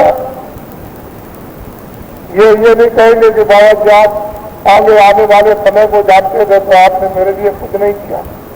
ये कहने वाले नहीं होंगे, कोई भी कहने वाला नहीं लेगा। इनके लिए रास्ता ये निकाल दिया कि भूमि जोतक हितैषी साक्षात संगठन की आधार शिला रखकर और काम शुरू कर दिया और ये कह दिया कि तुम्हारा निजी झंडा उसको हाथ में दो और अपने झंडे को लेकर के तुम गाँव में फिर सभाएं करो और फिर उसके बाद में जो तकलीफें उनका भाषण दो और तुमने जो 40 सालों में कर्जे लिए हैं सरकारी, उसका ब्याज तुम ट्रैक्टर का, ट्यूबवेल का, इंजन का, नाली का, कुएं का, मेड़ का, हलों का, यंत्रों का, भैंस का, बैल का, घोड़े का, गधे का, बकरी का, ऊँट का, सुअर का और खाद का और बीज का और गोबर गैस का और दवाओं का तुम कर्जा दे सकते हो कि नहीं दे सकते हो? अगर दे सकते हो तो दे देना और नहीं दे सकते हो तो ये कहो कि हम कर्जा नहीं दे सकते, हम इस योग और नहीं रह गए इस लायक, तो हमारा ये कर्जा ले जाए ले जाए। तो प्रस्ताव पास करे और उस पर स्त्री पुरुष दोनों मिलकर के दस्तखत करें और फौरन एक भूमि जोतक हितैषी साक्षात संगठन का एक अध्यक्ष, एक उपाध्यक्ष, एक मंत्री आप बना दो अपने गांव का। एक कागज तुम रख लो, जो कागज वहां तुमको 4 देगा वो भी दस्तखत कर देगा, एक उसको दे दो और एक वो 3 ले जाएगा। तो एक जिले में जहां कहीं भी दफ्तर होगा वहां दे देगा, एक प्रांत में दफ्तर जंगल में होगा वहां दे देगा, ताकि तुम्हारा प्रमाण सब जगह रहे कि हमने ये प्रस्ताव पास करके ये दस्तखत किया था और ये कहा था कि सरकारी कर्जा 40 सालों का न ब्याज से हमारा सब का सब भाग ये कर दिया जाए, हम नहीं दे सकते हैं। और ये हितैषी ये हमने अध्यक्ष और उपाध्यक्ष और ये मंत्री बनाया। मैं इनको प्रतिज्ञा और वादा करता हूँ इनके झंडे के नीचे कि मैंने देश में इतने लोगों को, करोड़ों आदमियों को साथ फैला करके तैयार कर दिया। मैं कोई बात जंगलों में और वहां पेड़ के नीचे बैठ करके एकांत में नहीं, मैं जनता जनार्दन के बीच में था। मैं आदमी तैयार कर रहा था कि त्यागी कैसे बनेंगे, तपस्वी कैसे बनेंगे और ये सत्यवादी कैसे बनेंगे, जनप्रमाण कैसे बनेंगे, किस तरह की सेवा करेंगे, आदर सत्कार कैसे करेंगे। तो मैं तैयारी कर रहा था। मैं तो इनसे ये प्रतिज्ञा और वादा करता हूँ कि 40 सालों का जितना भी तुम्हारा भूमि जो ऊपर सरकारी कर्जा इन पर होगा वो 40 सालों का सरकारी कर्जा में ब्याज थी, ये सब का सब एक तरफ से माफ करवा दिया जाएगा। हम वादा करें। अब उधर से साहूकार अपनी बात सुन ले, इशारे की चीजें सुन ले, क्या किया जाएगा तो अभी आपको कुछ नहीं मालूम। उधर सुन ले, हमारे कर्मचारी अधिकारी बहुत खराब है, बड़े भ्रष्ट है और पुलिस के हैं और ये है और इनकम टैक्स के और बीडीओ है और फलाने, ये बड़े भ्रष्ट हो गए। कोई भ्रष्ट नहीं, इनमें से मेरी निगाह में एक भी भ्रष्ट नहीं। अरे जो बाल बच्चों का पालन पोषण करता है, मुझसे से मुसीबत से भाग दौड़ करके बीमार होकर चिल्ला के, वो भ्रष्ट नहीं है। कर्मचारियों अधिकारियों, तुम खान बोल के सुन लो, तुमने से कोई भी भ्रष्ट नहीं है। लेकिन तुम्हारे जिसको तुमने बुद्धि दान दिया 5 साल के लिए, उस प्रधानमंत्री ने तुम सभी कर्मचारी अधिकारियों को, फिर साहूकार उद्योगपति और जितने भी हमारे भूम जोता कृत्याकार और जितने भी छात्र, उन सबको ये कह दिया, और जितने हमारे जो बैठे हुए हैं शासन में, प्रधानमंत्री को छोड़कर जिनको आप कहते हैं एमएलए एमपी, उन सबको कह दिया एक सबके सब रखते, लेकिन बाबा जी इसको नहीं मानते। इनमें से कोई भ्रष्ट आपको ये करार कर दिया, हम आपका काला मुंह नहीं होने देंगे। हमको ये मालूम है कि देश में बड़ा अभियान नोटबंदी का चल रहा, ये बेचारे आकर के प्रार्थना करते महाराज मर गया, अब कैसे जिंदा रहूंगा, मुझे जो तनख्वाह मिलती है वो मुझे तो वो तो कोटा पूरा करना है, वो तो कोई हमको मिलता नहीं है। तो ये कहते हैं कि स्त्री की करा लो, बच्चे की करा लो, इनकी करा लो और उनकी करा लो। तो बेचारे रोजी रोटी के लिए, नौकरी बचाने के लिए ये अपने घर में अपनी बहन की या और किसी या बच्चे की किसी की करा देते हैं। तो वह सारी 10 दिन के बाद में बीमार, 15 दिन में नसबंदी की बीमारी से उनका वो वेतन खत्म, दवा और बीमारी क्यों की। अब ये बताइए कि कर्मचारी बेचारा जब 15 दिन में बीमारी में जो नसबंदी कराई, गिरफ्तार गिरवाया, जो सबसे बड़ी मानव हत्या की, अब वो 15 दिन में जो वेतन खत्म पूरा का पूरा कर दिया है, तो मिट्टी खाए। हमको भी चलाना चाहते हो, हाँ वो मिट्टी खाए। अब वो बेचारा मिट्टी खाए क्या पत्थर खाए, इन लोगों को जरा भी अकल नहीं है, जरा सी भी सोच विचार नहीं, और बेचारे को बदनाम करते हैं कि भाई भ्रष्ट है, ये भ्रष्ट है और वो भ्रष्ट है, वो कोई भ्रष्ट नहीं। पुलिस के सिपाही, फौज के सिपाही, स्कूलों के प्राइमरी स्कूलों के अध्यापकों, दफ्तरों के कर्मचारियों, सब तुमसे वादा करते हैं, प्रतिज्ञा करते 2103 से शुरू किया जाएगा वेतन माफी, फिर 4000, इसके ऊपर 8000, इसके ऊपर 6000, इसके ऊपर 8000, इसके ऊपर 10,000। जो डिस्ट्रिक्ट मजिस्ट्रेट और जो एसपी है उसके समान उनको मासिक वेतन 10,000, 2103 से लेकर के और 10,000, और इतनी सुविधाएं प्रदान करा दी जाएंगी कि पूरा का पूरा वेतन इनका बच जाएगा। जब पूरा वेतन इनका बच जाएगा तो मुझे सिपाहियों पर, अधिकारियों पर पूरा विश्वास है कि कारखाने में, घरों में, गांव में, सड़कों पर कोई चोरी नहीं, कोई डकैती नहीं, कोई कतल नहीं, और ये सब अधिकारी कर्मचारी थाने में बैठे रहेंगे। अरे तुम इतना नहीं समझ सकते हो कि भूखे भजन न हो, मुकाला ले लो अपनी कंठी माला। अरे भूखे रहने से ये नहीं होगा, जब पेट भर के मिलेगा इनको तो कहेंगे दुकान मेरी, सड़क मेरी, ये बच्चे मेरे, ये कामगार मेरे, ये तो मेरा कारखाना मेरा। तो कोई घटना नहीं। लानत है ऐसे लोगों पर जो इनको बदनाम करते हैं, उनको चुल्लू पर एक कटोरे में पानी रख करके नाक बोलकर और उनको मर देना चाहिए। जो इनको बदनाम करते हैं, आप लोग अपनी बात सुन ले। मैं आपको ये विश्वास दिलाता हूं कि जो गलतियां दिल्ली लखनऊ में बैठकर काम के लोगों ने ये मिनिस्टरों ने और ये संसद सदस्य और विधायक और जाटकारों ने जो गलतियां कराई हैं और उन गलतियों का जो ऑडिट किया गया, अगर वो ऑडिट फिर से करा दिया जाए तो 20-20 साल की सजा सबको होगी, कोई बचने वाला है ही नहीं। 20-20 साल की सजा सबको होगी। लेकिन मैंने अपने कर्मचारी अधिकारियों को सबको निकाल दिया। देश व्यवस्था में तुमने देखा है दोषी नहीं।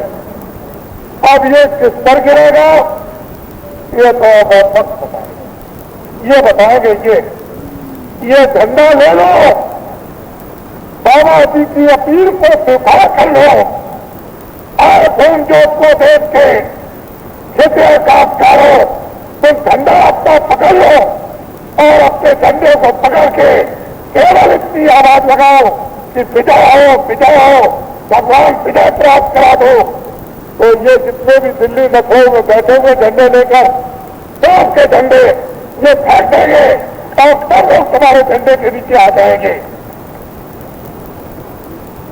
मैं तुमको विश्वास दिलाता हूं कि दिल्ली की जब तुम झंडा ले लोगे तो दिल्ली और लखनऊ की ये हुकूमत ये सारी की सारी भूमि जोतक खेतर काश्तकारों के हाथों में दे दी जाएगी और यहां से फिर उसका संचालन प्रारंभ होगा। क्योंकि निगरानी तो ये करेंगे कि चोर कौन है, झूठा कौन है, बेईमान कौन से, तो ये 1 अरब और 7 करोड़ तो ये है। तो जो आएगा तो इनको ठगेगा तो पता तो इनको रहेगा कि मुझे ठग रहा, बगल वाले को ठग रहा, इसको ठग रहा। तो इनके पास अधिकार नहीं रहेगा तो ये क्या करेंगे साहब? इनको अधिकार रहेगा तो संख्या नहीं रहे।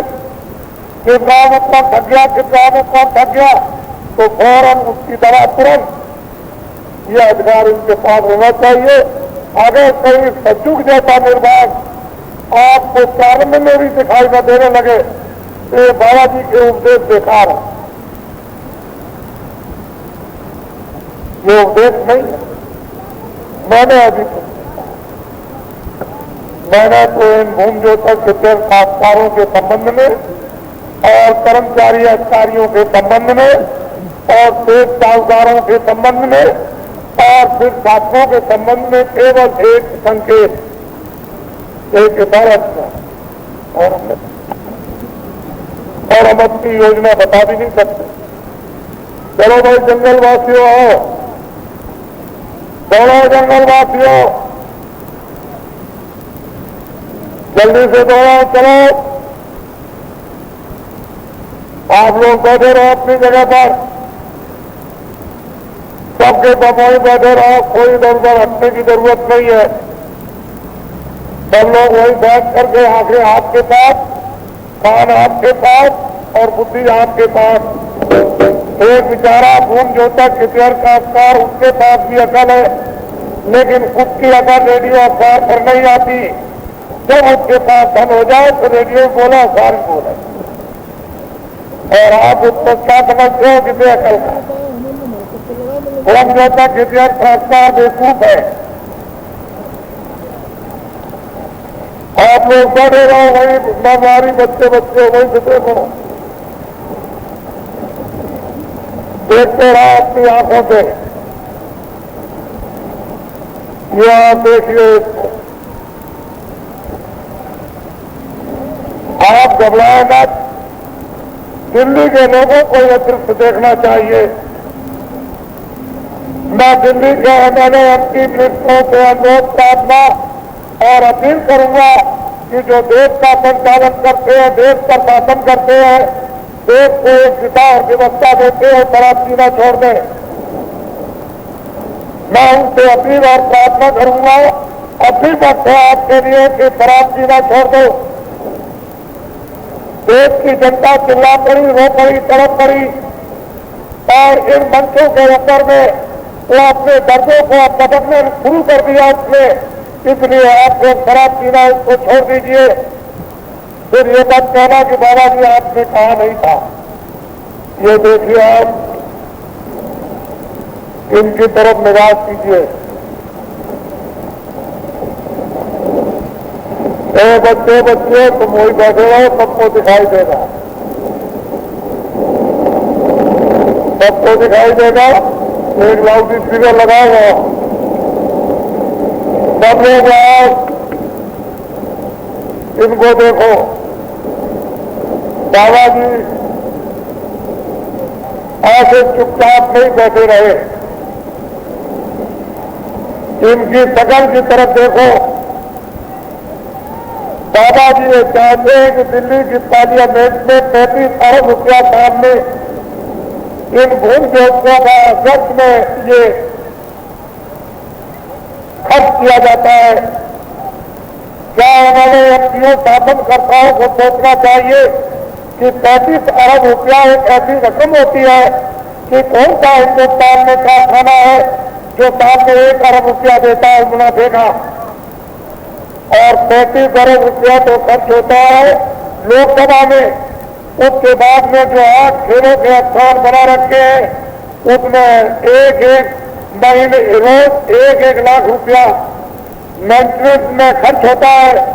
तो 8 स्थानों का 8 लाख रोज का खर्चा हुआ। ये सब का सब खर्चा इनको देना है। और वो जो विधानसभाएं जो आपकी लखनऊ में या अहमदाबाद मुंबई में उनके सब के खर्चे उनका कौन खर्चा देगा? 600 लाख से यानी एक विधानसभाओं का खर्चा 600 राज्य मिलकर नहीं करते थे। और इस प्रजातंत्र में देखिए क्या हो रहा है। ये है सकल। वैसे तो मैं इनको भी ईमानदार नहीं मान सकता। ये ऐसे ही नंगे रहे। हाँ, ये हो सकता है कि अगर लंगोटी भी खोल दें तब तो मैं इनको ईमानदार समझ सकता हूं, लेकिन लंगोटी लगी रहेगी तो मुझे ये शक रहेगा कि शायद हो सकता है कि मतलब कोई गड़बड़ी न की हो। तो ये बताया आपके सामने। इनको देखिए आप अच्छी तरह से।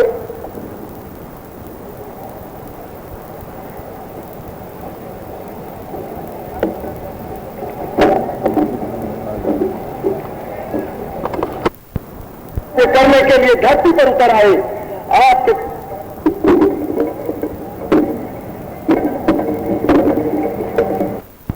ये इधर देखो, ये झंडा है, इसमें लिखा हुआ है भूमि ज्योतक विज्ञान खासकार संगठन।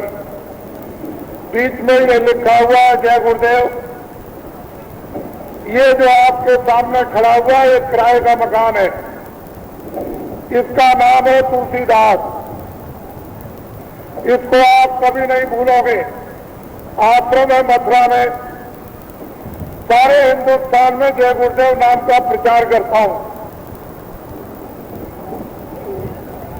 जय गुरुदेव नाम उस परमपिता परमात्मा भगवान उस ब्रह्म का खुदा का नाम। ये किसी आदमी और जानवर का नाम नहीं। ये देखिए भूमि ज्योतक विज्ञान खासकार संगठन का झंडा। इनको देखिए आप।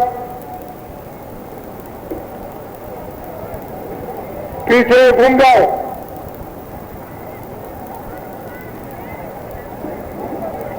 सामने घूम जाओ। इनकी तरफ देखिए आप।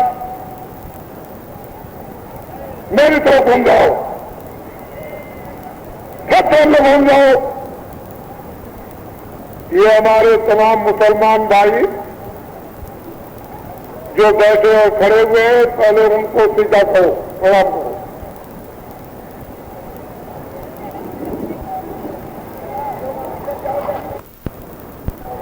मेरी तरफ घूमो। सब सामने घूम जाओ। ये हमारे बेचारे हैं, ये सरदार लोग खड़े और बैठे हुए हैं। जब मैं सन 84 को दौरा कर रहा था उत्तर प्रदेश का एक विशाल, 31 अक्टूबर को बांदा जिले में एक विशाल जनसमूह के सामने सुबह 8:30 बजे बोल रहा था।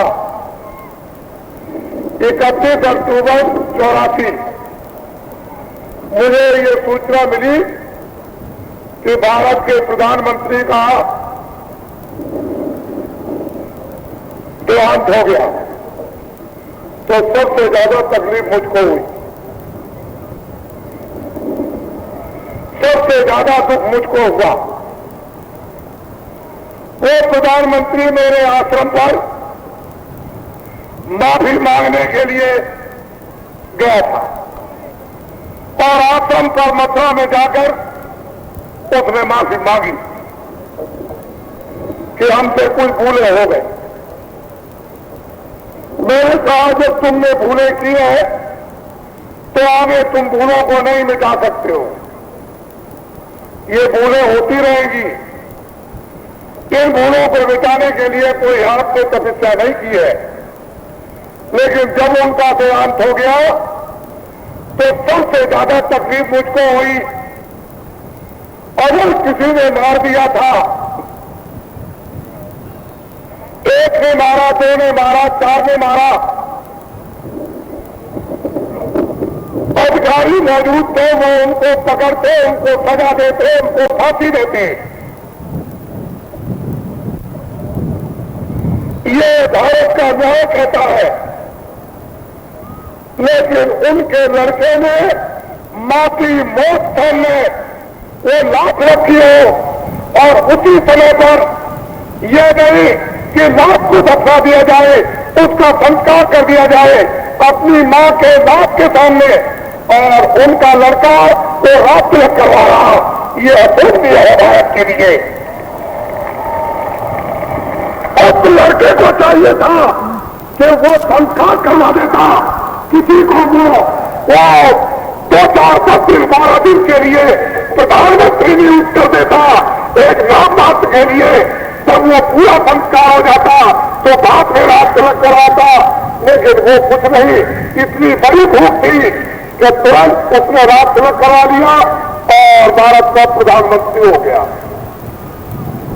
और देशवासियों, तुम ये बताओ कम से कम कि किसी ने भी मारा, उसको अधिकारियों को पकड़ना था, उनको सजा देना था या उनको फांसी देना था। लेकिन 24 नवंबर और 2 मई तक 2 दिन के अंदर 20,000 आदमी 20,000 आदमी 2 दिन के अंदर 20,000 देश में तक और तमाम दुकानें, बच्चे, उनकी औरतें यानी जिंदा बाजार में ऊपर तेल डाल करके दिया और चलाते थे। क्या इसके लिए कोई इतनी जमहूरियत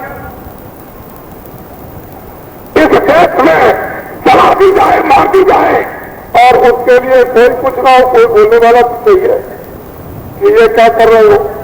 चाहे हिंदू हो, चाहे मुसलमान हो, चाहे सिख हो, चाहे ईसाई हो, चाहे छोटा हो, चाहे बड़ा हो, चाहे अमीर हो, चाहे गरीब हो, कोई ना कोई तो कहने वाला होना चाहिए कि भाई ये इंसानियत नहीं है, जिन्होंने गलती की है उनको फांसी चढ़ा दो।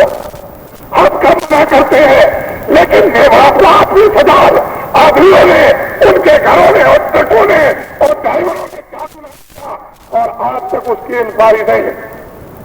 ये जनता जनार्दन के सामने उसकी इंक्वायरी होगी।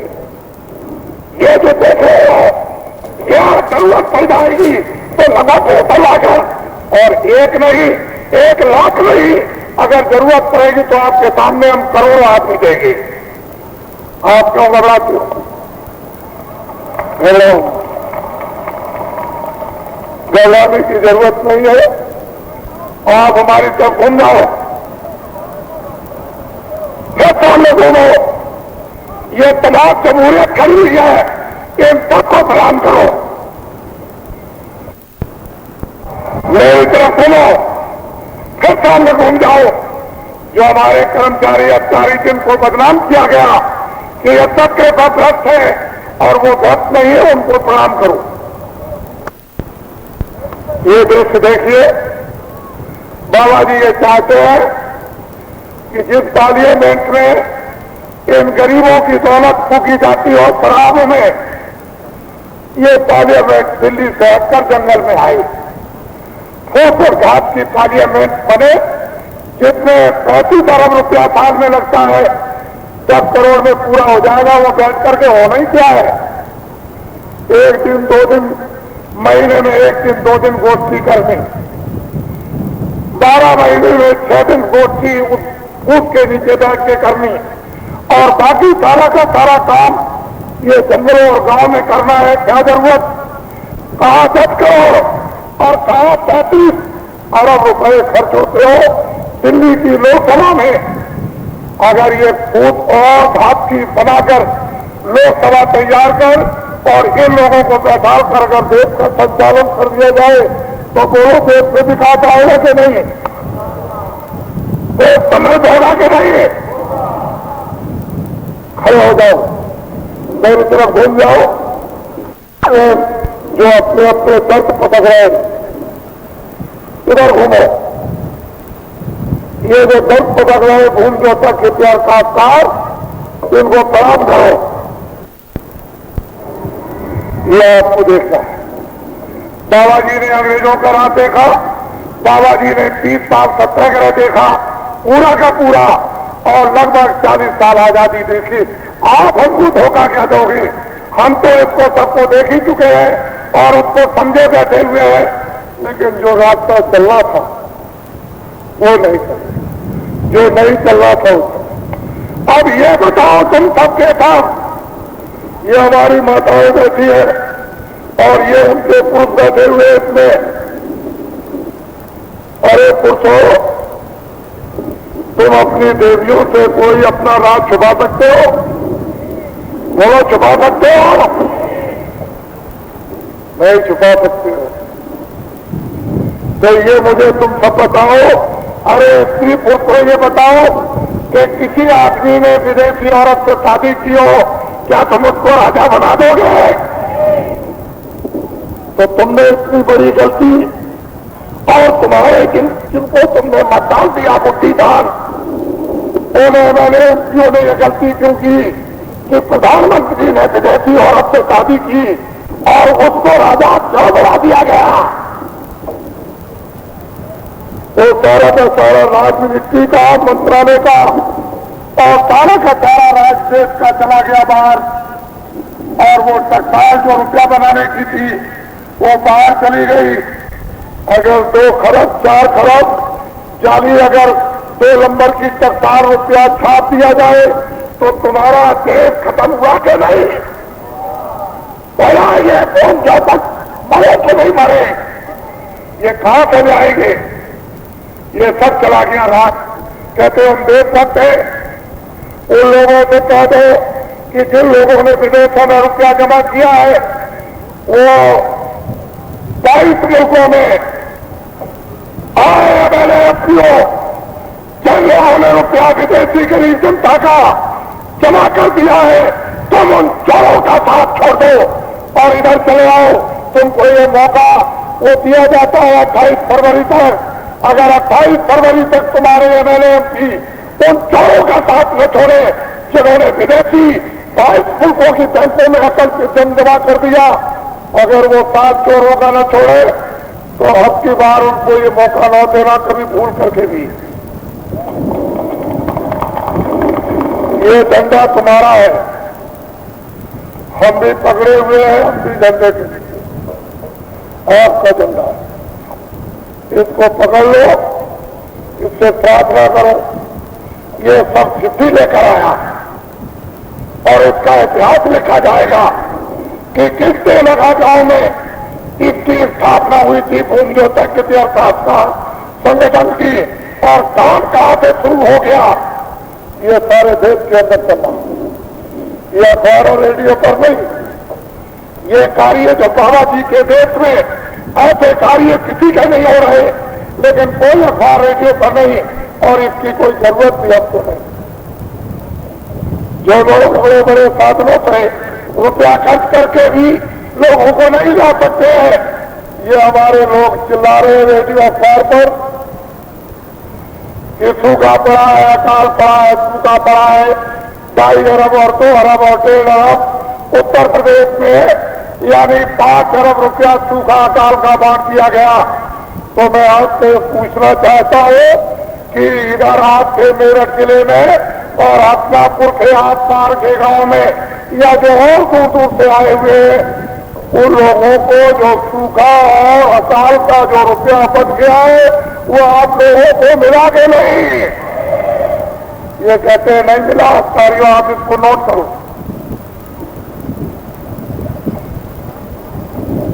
बड़े ध्यान से आप मेरी बात को सुने। अभी निकला है 25 दिसंबर के लगभग कि जितनी योजनाएं प्रधानमंत्री ने कहा योजनाएं बनाई जाती है और चालू की गई, उन सब का रुपया मिनिस्टर और अधिकारी और कर्मचारी सब होते जा रहे हैं। इससे काम नहीं बनेगा। इनमें से रुपया अधिकारी कर्मचारी नहीं उठ रहे, ये सब रुपया वही होता जा रहा है और विदेशी देशों में चला जा रहा है। तुम जैसे कहते थे रोते रह जाओगे, खड़ा हो जाओ।